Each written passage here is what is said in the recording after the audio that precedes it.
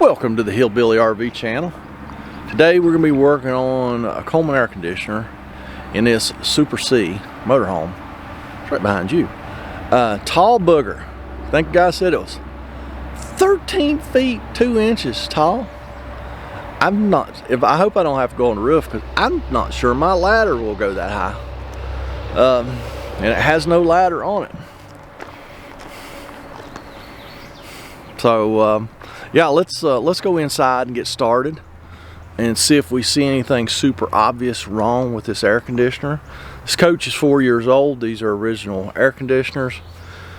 Got two air conditioners. One works fine, one does not work fine. So let's go in and see if we can figure out what is going on. Alright, they're inside here. I've just done a quick peek. I can see the coils up in there. They're clean.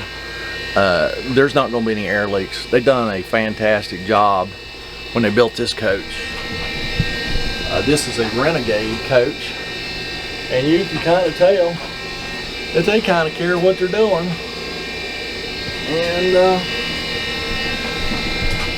do things right. Don't they know that's not what you're supposed to do in the RV business? Sorry about the noise. The washer dryer is running. So let me get some plastic off here where I can get to this thing. We'll cut it on. We'll check the amp draw on the compressor. We'll see what we got.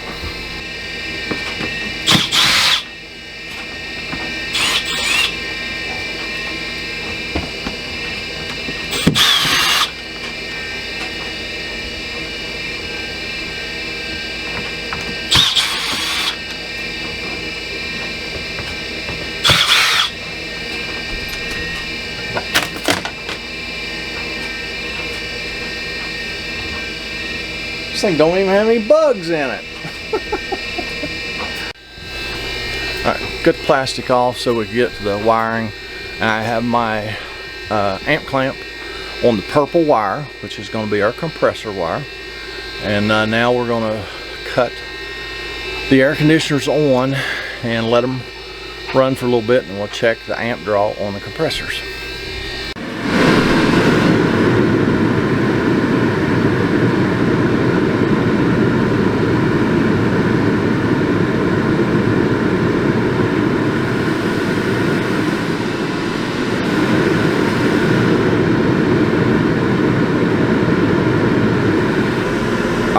Check the temperature differential on the good air conditioner with my thermometers. 20-degree differential on that one. Now I got my thermometers on this one. We're going to see. I bet you there's no differential. The differential's the difference between the intake air and the exhaust air. 20 degrees is optimal for an RV roof air. That's the best it's ever going to do, is 20 degrees.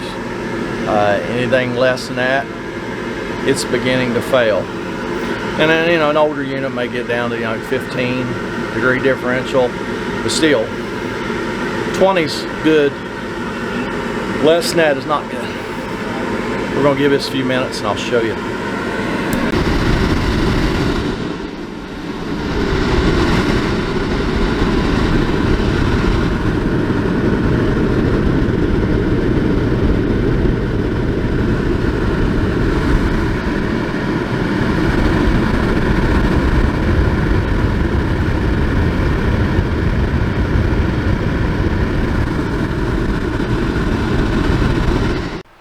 Had to jump in the truck, starting to rain. I knew it was supposed to rain about now, and by golly, they got it right.